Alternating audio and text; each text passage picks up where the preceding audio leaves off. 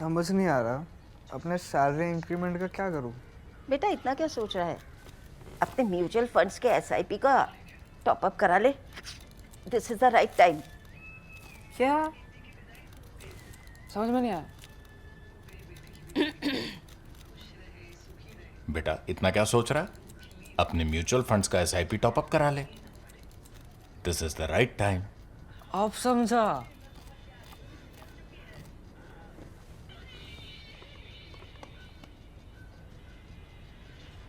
Mutual fund investments are subject to market risks. Read all scheme-related documents carefully. If you look at the war in the Gulf, we know that Israel and the US allies are fighting with Iran. They are the ones attacking targets in Iran and also defending themselves, their bases, in the case of America, and other countries in the region, allied countries, from threats coming in from Iran, mainly missiles and UAS systems, what is loosely called drone, but really uncrewed aircraft systems, UAS. Iran, however, is fighting who? That becomes a very important question at a time when, in fact, Donald Trump keeps teasing us all the time and we are chasing a moving target because we don't know what he'll say early morning our time when he addresses his nation, or at any point of time when he puts out a Truth Social post. Today, for example, he put out a post saying that the Iranians are begging for ceasefire, but the Iranians almost immediately afterwards denied it. He also said that either they should accept our terms or we will continue to obliterate them, etc., etc. So we don't know exactly what's going to happen here. However, this is a good moment to look at how the war has gone in the sense of who does Iran see as its enemies. So those attacking Iran are Israel and the US. On the other hand, those Iran is attacking most of all is not Israel or not even American bases, because America is far away. America has bases, it has some aircraft carriers.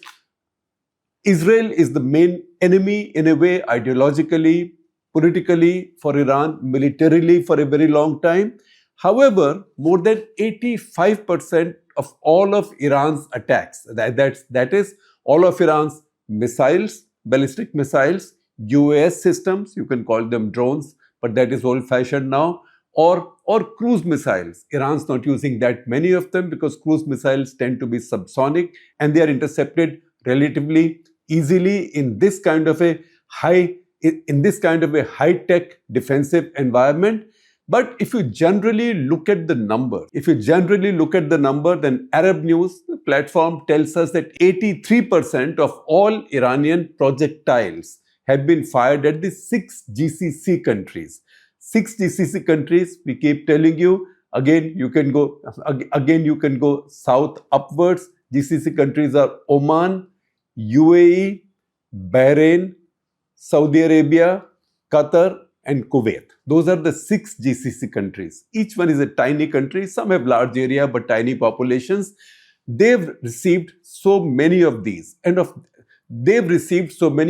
few have gone, couple have gone to Turkey. I think 2 or 3, all were intercepted by NATO defenses. One odd has gone early to Azerbaijan, although later Iran said that these were false flag operations. However, the key thing is that Iran has targeted these GCC Arab countries. Now, this tells us two things. One, it tells us that Iran sees these countries as the softest targets among the alliance that the Americans and the Israelis have put up against them. So they think Israel is tough to attack. Israel has very good defenses. Israel can also take a lot of damage. It can take a lot of attrition and deal with it. But these Arab states are soft states. They've never seen combat. They have very small native populations surrounded by living in a sea of large numbers of expatriates. So local populations will get scared. Even more importantly, expatriates who drive these economies, they will get scared. Just to give you an example of how this works, if you see Qatar or UAE, for example, more than 80%, 85% of the population is expatriate. In the case of the UAE, of a total population of about 11.57 million people. Their own population is just over 1.3 million, which means more than 90% people are expatriates. They are Indians, Pakistanis, Bangladeshis, Sri Lankans, Filipinos, Lebanese, and in fact, a lot of them are Westerners also. 65,000 Americans live also in the UAE. These are the people that Iran thinks it can scare, and also Iran thinks that once these countries see this threat from Iran, then it will be very difficult for them to build their economies again.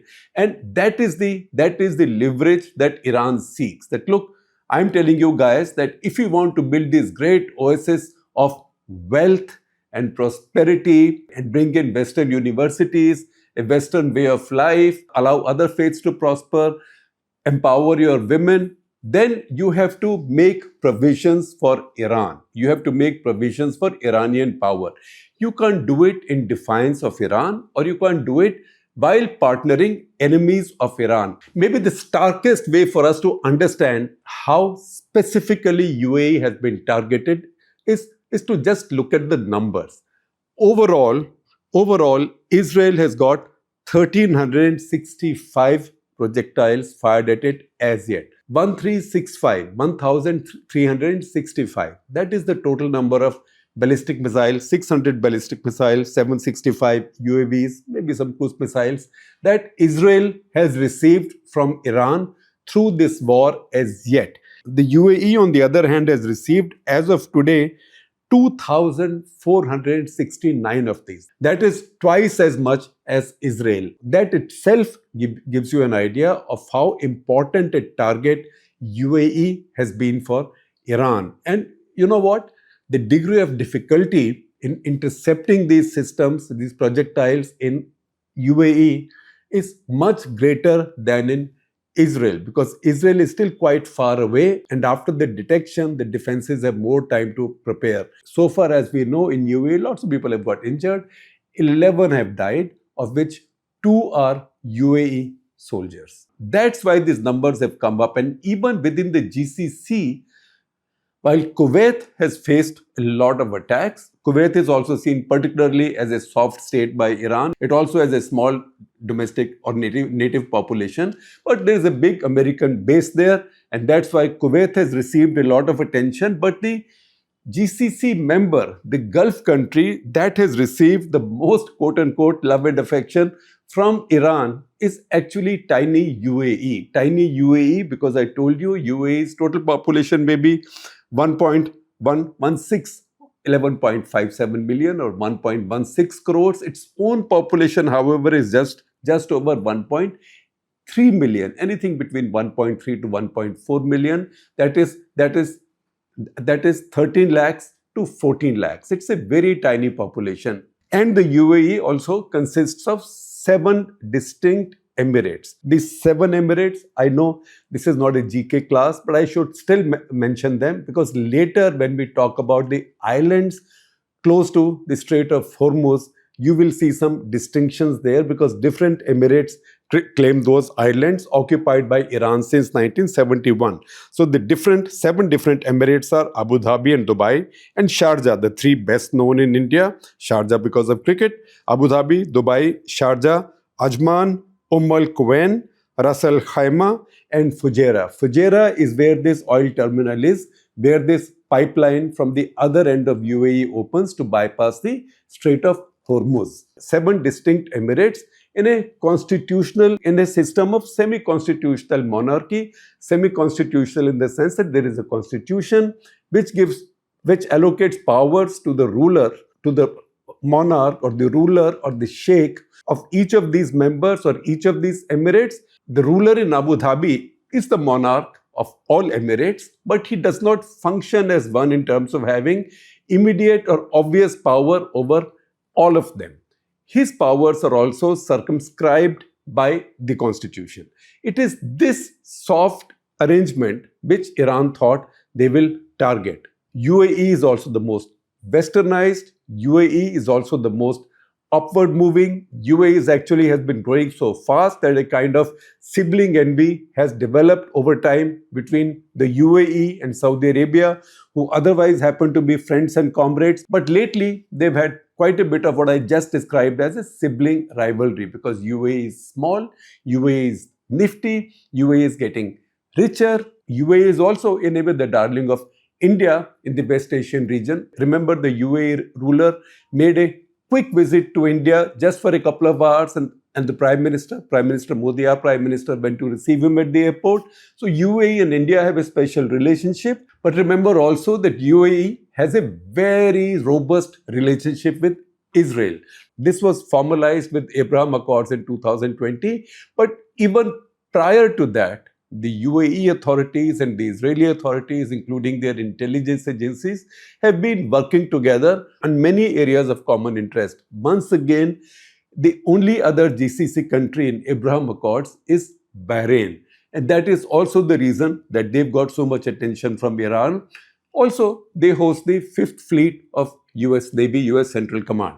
Now, UAE itself has received more gift packages, if I may call them, more missiles and UAS systems and cruise missiles from Iran than many other GCC countries put together. If you look at all of the GCC countries, they've received about 5,500 of these, and numbers are changing all the time, whereas UAE itself has received about 2,500 as we speak. In fact, the latest count that the UAE Defense Ministry put out this morning, that said 438 ballistic missiles. Tiny UAE received 438 ballistic missiles, 2012 UAS attacks, or drone, once again that's more popularly used term, drone attacks, but these are long-range drones, and 19 cruise missiles, of which UAE was able to intercept about 95%. I see different figures. Some figures say 93, some say 95. Nobody says below 93, which means very few have got through. In fact, almost all of the ballistic missiles have been intercepted. I would say from all the pictures we've seen, besides the one effective hit, probably a ballistic missile hit, we can't say for sure, at the Fujairah oil terminal. That was a pipeline that the UAE had built as a bypass to Strait of Hormuz, opening out in the Gulf of Oman.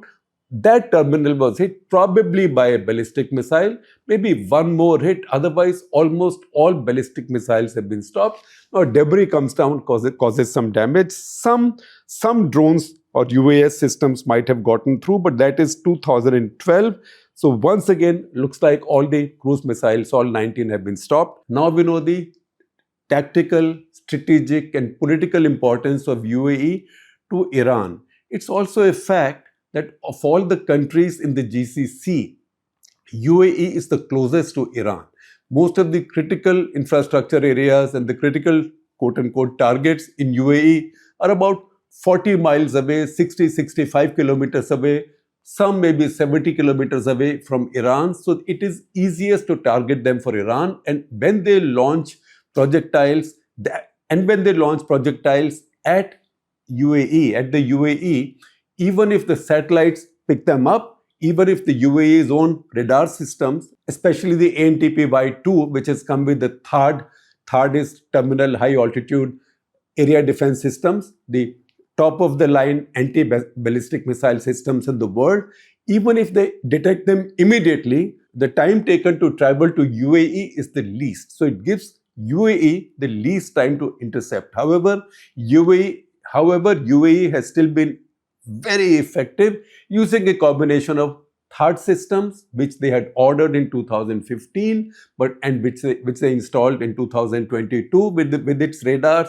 They have multiple Patriot batteries. So if you miss the missile in the terminal phase, that's why it's terminal high altitude area defense, because the THAAD missile targets the incoming ballistic missile at the terminal point when it's turning for re-entry into the atmosphere.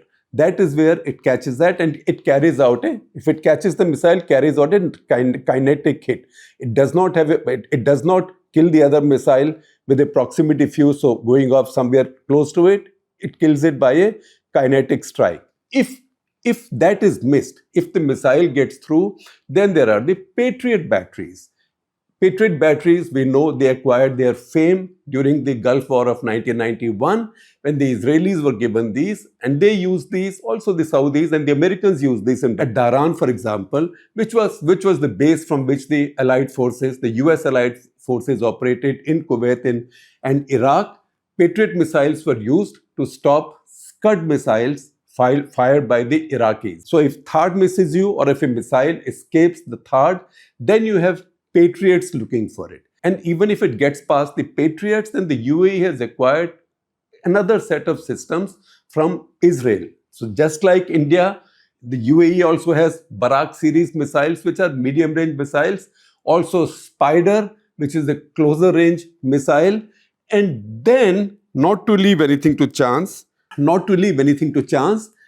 UAE has also acquired from South Korea KM-ASM missile systems. So what we see in UAE by way of air defenses or missile defenses is not something that happened over time or over the last 3 years, 4 years, 5 years. They've been at it for 40 years now. And why have they been working at it for 40 years? That's because something happened almost exactly 40 years ago that woke them up. November 25, 1986, 2 Iranian missiles struck 2 of their oil installations about 100 kilometers from Abu Dhabi. This is when the Iran-Iraq war was going on. Now you may have thought, war is going on, tanker war is going on. In the process, some missiles would have gone astray. The UAE did not see it like that. They saw this as a deliberate message by the Iranians to them that, listen, you should know who's the hegemon in this region. At that point, nobody held an Army, Navy, Air Force. On the GCC side, UAE hardly had an Air Force. Iran, on the other hand, in 1986 had a pretty good Air Force because Shah of Iran had built a very powerful Air Force with the help of the Americans. Of course, he paid for all of the stuff he got. That Air Force, UAE could not have fought. UAE then went to Americans asking for what would be today modest Stinger missiles, saying give us something to protect ourselves from air attacks, because that was not the era of long range standoff weapons or missiles. They thought at least these missiles, shoulder fired missiles, also will give them some protection from Iranian air attacks. Americans said no. So UAE went to the Soviets. They went to the Soviets to ask for their systems. In the course of time, UAE also acquired the Soviet or Russian Pantsir-1 missile systems. These are point defense missile systems. Some of these India also is considering as a point defense for critical installations or critical assets, particularly the S-400 radars and S-400 firing systems. This is something that's in the works. UAE acquired these, and then the floodgates opened and Americans started selling them more and more and more as the Iranian threat grew. And I've already given you the laundry list of all the air defense systems that the UAE has. However, we must remember that UAE is a very small country with a very small population. It has a population of its own, as we just told you, of just over 1.3 million, just over 13 lakh people. It has a standing Army, Navy, Air Force of about 65,000. Reservists are about 1.3 lakhs. So it's not as if the country can go and fight anybody on its own. But what have the Emiratis done now? Emiratis have now become the first GCC country, or in fact the first Arab country to say that if there is a fight with the Iranians, particularly for reopening the Strait of Hormuz, then we are in the fight. You count us in. That's a big turning point in what's going on in West Asia right now. Tiny UAE has become the first country to say that they are willing to fight. Now, I will share a couple of articles with you. One from Forbes that describes how UAE has built this air defense system and missile defense system over the past 40 years. In fact, I quoted from that just now. The second is an article, an op-ed, that UAE's ambassador to the US, Yusuf al-Otaiba, he wrote just a couple of days back in the Wall Street Journal. In the article, first of all, he explains why he thinks Iran so dislikes UAE. And I think this is very important because after this, I will also give you reference to something that Mohammad Javad Zarif, the former foreign minister of Iran for many years, 2013 to 21, then the vice president from 21 to 24, he said about UAE. So UAE's ambassador to the US, Yusuf al-Otaiba, writes in his op-ed article for the Wall Street Journal, and I'm quoting a couple of passages. He says Iranians don't like us, and I quote now, not only because we are so near. I told you UAE is the closest to Iran. Iranians don't like us, quote, not only because we are so near, but because we are so different. The UAE is a modern, progressive, prosperous Muslim society. We empower women and welcome all faiths. The UAE, he says, is the argument Iran can't win, the idea it cannot accept. Now that is very prescient and that is very well said because Zarif, the former foreign minister and vice president, has said repeatedly in the past also that UAE, the way UAE is conducting itself, the way UAE is posing up to the West, also to Israel is not right and it deserves to be destroyed. In fact, March 6, he exchanged some messages on Telegram which got leaked just this March 6, where he said that UAE is as much an enemy or as dangerous an enemy as Israel and that UAE and Israel are the same. There is no difference. I told you about the article from Forbes, an article in the Wall Street Journal that says that UAE is now ready to join the fight. Also, the op-ed article in the Wall Street Journal by the UAE ambassador to Washington. In addition to that, I will also share with you a data list, a data chart from the Institute of National Security Studies at Tel Aviv University that every day updates the list of the projectiles fired at each country. That is UAS systems or drones and missiles and cruise missiles. So all of these you can refer to, and because these keep changing day by day, you can then refer to these websites as we go ahead. Now, a couple more things we have to understand about the UAE. I also see a lot of propaganda coming out, particularly from the Iranian side.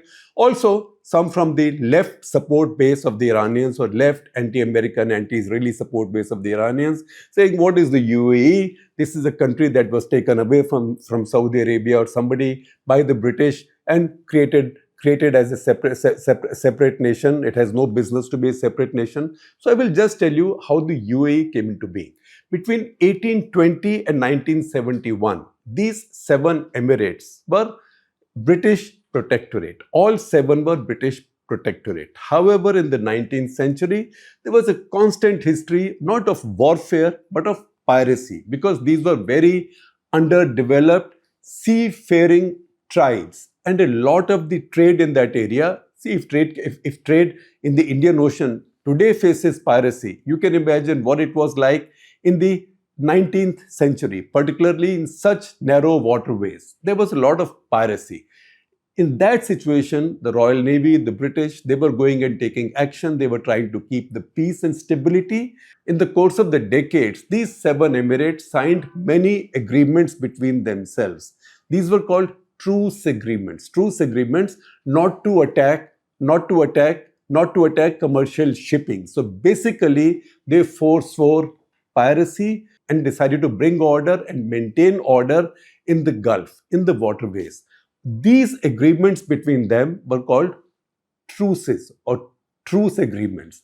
That's why these were called a trucial state. This trucial state of 7 emirates decided to become one in the arrangement that I told you, a constitutional monarchy where each one has its own powers but also has the equivalent of a central government, so a bit of a federal system.